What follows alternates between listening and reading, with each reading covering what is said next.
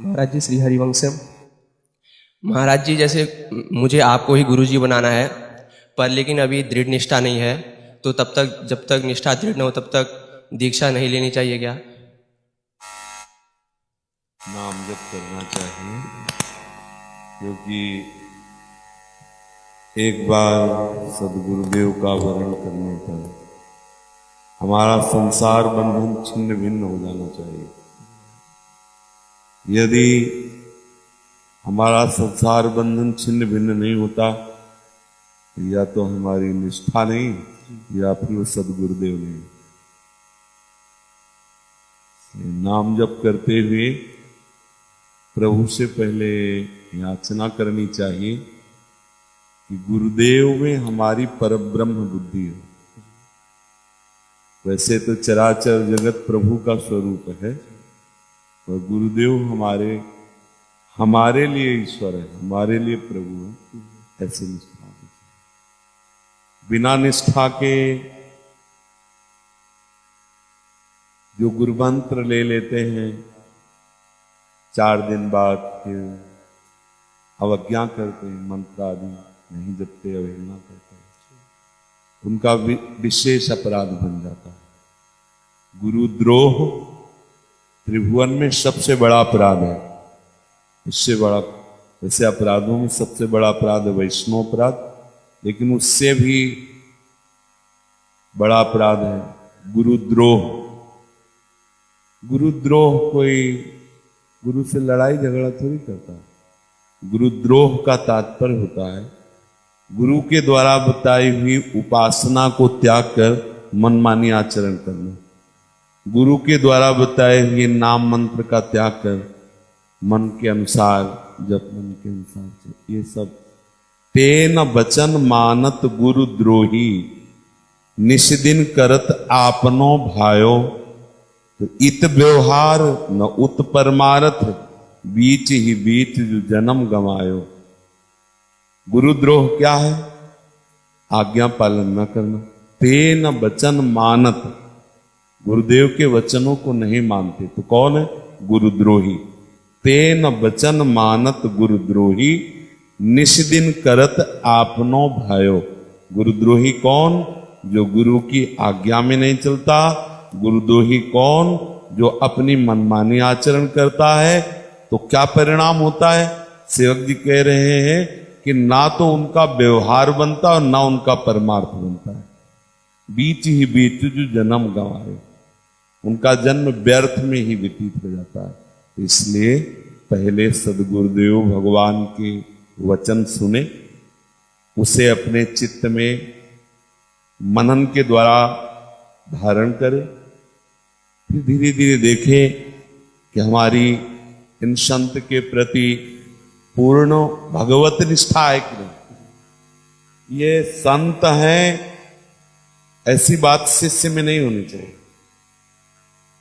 ये तो औरों के लिए, शिष्य के लिए है। 5 भौतिक पर्दा लगाकर हमारे राधा माधव इस रूप में बैठे हुए हैं, इसके नीचे बात नहीं होनी चाहिए। हमारी श्री जी, हमारी हित जो हमारे गुरुदेव हुआ, और वही है तत्व तो वही। यदि ऐसी निष्ठा हो तो भजन साधन में शिथिलता होने पर भी भगवत प्राप्ति हो जाएगी। जैसे पिता की संपत्ति में पुत्र का राजकीय विभाग से भी अधिकार हो जाता है, ऐसे ही जो शिष्य गुरुदेव को परब्रह्म मान करके उनके अधीन हो चुका है मन वचन कर्म से, तो गुरुदेव हैं श्री हितजू महाराज, गुरुदेव हैं श्री प्रियाजू, गुरुदेव हैं जगत गुरु भगवान श्री कृष्ण। उनकी संपत्ति है प्रेम, वो प्रेम का अधिकारी हो जाता है। गुरु कोई मनुष्य नहीं है, पर हमारी जब तक मनुष्य दृष्टि रहे तब तक गुरुदेव का वर्ण ना करे तो अच्छा रहेगा। उनके वचन सुने और नाम जप करे। जब ये निष्ठा हो जाए कि अब भगवान भी आकर के कहें तो मैं अपने गुरुदेव के वचनों की अवहेलना नहीं करूंगा। जैसे माता पार्वती जी कह रही तजऊ न नारद कर उपदेशु, आप कहें सतबार महेशु। 100 बार हमारे इष्ट भगवान महादेव जी स्वयं आकर कहें तो भी हम अपने गुरुदेव नारद जी के वचन नहीं छोड़ सकती। अब बात करें,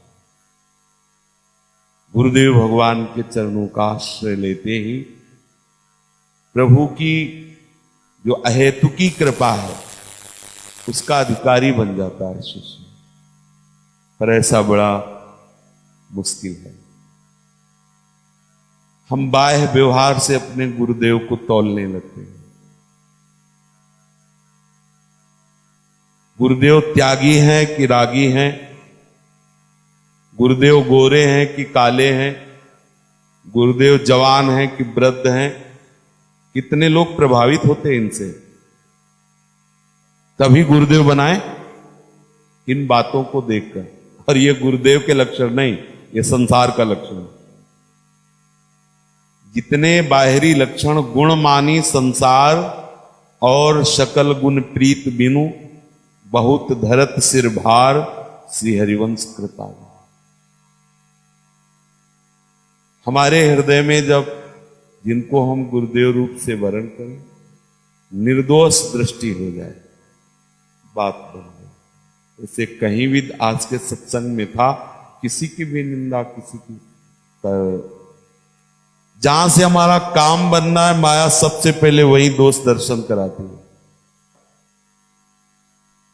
पूरा विश्व हमारा है, अखिल लोकों के स्वामी श्री कृष्ण हमारी प्रियाजू के चरणों में प्रणति होते हैं, शीश झुकाते हैं और उन प्रियाजू की दासी हैं। ये क्या है? लोहे लंगड़ की वस्तु है, कोई वस्तु नहीं। ये कोई हमारी कीमत है? ये कोई हमारी योग्यता है? ये अगर ऐसा है तो योग्य है या अयोग्य है? वस्तुओं से स्वरूप की पहचान थोड़ी होती है। श्रद्धा को पूर्ण बचा पाना बहुत कठिन होता है।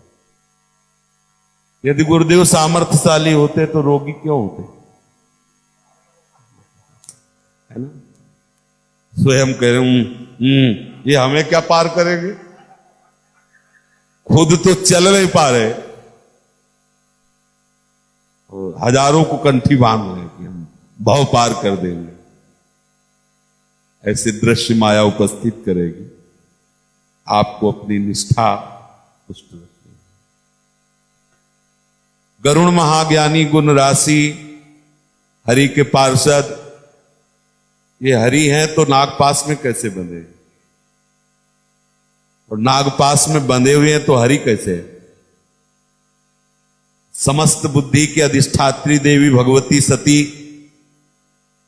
यदि यह सच्चिदानंद है तो हे खग, हे मृग, हे मधुकर श्रेणी क्यों पूछ रहे? यदि सच्चिदानंद नहीं तो सर्वज्ञ भगवान शिव इनको प्रणाम क्यों कर रहे? बड़े बड़ों को प्रश्न, बड़े बड़ों को संशय आ ही जाता है। ये माया का नाटक ऐसा है। जब तक गुरुदेव में साक्षात परब्रह्म दृष्टि नहीं होती तब तक ना तो मंत्र प्रकाशित होता है और ना अध्यात्म तेज प्रकाशित होता है। पूर्व के ब्रह्म ऋषियों ने, महात्माओं ने, रसिकों ने, उनकी जीवनचर्या देखो, उन्होंने अपने मन को आचार्य गुरुदेव के अधीन किया है, बस इसी से वस्तु की प्राप्ति हुई है। भला ये कोई आज्ञा पालन करने वाली बात, जाओ यमुना जी में मर जाओ जाके, ये कोई आज्ञा है? पूज्य श्री रूपलाल गोस्वामी जी ने वृंदावन दास चाचा जी से कहा पद सुनाओ, तो बोले जय जय आता नहीं। तो श्री जी को पद सुनाना नहीं आता, तुम्हारा जीना बेकार, जाओ यमुना में डूब के मर जाओ। गुरु आज्ञा, प्रणाम किया, सीधे यमुना जी गए, छलांग लगा दी, वहीं यमुना जी के महल में पहुंच गए। 4 लाख पदों के रचयिता, 4 लाख। क्या चमत्कार हुआ? गुरु हमारे प्रभु ही आकर के अपना रहस्य बताने के लिए गुरु रूप धारण किया। कई तरह की वृत्तियां उदय होती हैं, इसीलिए कहा जाता है गुरुर ब्रह्मा गुरुर विष्णु गुरुर्देव महेश्वरा। यदि सृजन लीला में गुरु बहुत रुचि दिखा रहे हैं तो गुरु ब्रह्मा है, पालन लीला में रुचि है तो गुरु विष्णु है, अगर लय लीला में है तो गुरु शिव है, गुरु साक्षात परब्रह्म है। हमारे लिए हमारे गुरु जी से बढ़कर के कोई नहीं। हमें ये नहीं देखना कि हमारे गुरु जी तो इनको प्रणाम करते हैं, ये उनको प्रणाम करते हैं। प्रथम द्वितीय तृतीय सीढ़ी में क्यों सीधे नहीं, जहां से नहीं सीधे बुद्धिमान है। और ये जो बुद्धिमान लोग हैं ना, ये केवल बुद्धिमान ही रह जाते हैं, प्रीतिवान नहीं बनते। प्रीतिवान के लिए तो अखिल लोक चूड़ामणि, ऐश्वर्य, वैराग, ज्ञान, श्री सबके समुद्र होते हुए भी श्री जी की सखियों की चाटुकारिता करते हैं, दास्ता करते हैं और लाडली जी के अनन्य रहते हैं। ये अली प्रिया बदन अंबुज रस अटके हैं। हमें ऐसे गुरुदेव के चरणों में अर्पित होना, जिसे लाल जी कह रहे हैं, ये अली प्रिया बदन अंबुज रस अटके हैं। अब बने या बिगड़े मुझे इसकी कोई परवाह नहीं, कल्याण हो या दुर्गति हो इसकी कोई परवाह नहीं।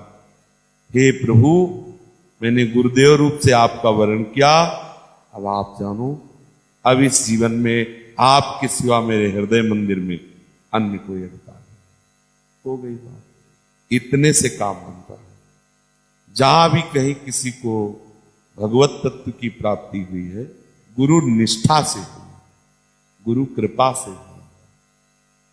हम थोड़ी थोड़ी बातों में विचलित हो जाते हैं। कुछ बुद्धिमान लोग ऐसे हैं, चलो देखते हैं सचरी भाव क्या है, थोड़े दिन के लिए इनके बन जाते हैं और जब नहीं समझ में आएगा तो लौट आएंगे। अपना घर तो है ही, त्रिकाल में नहीं।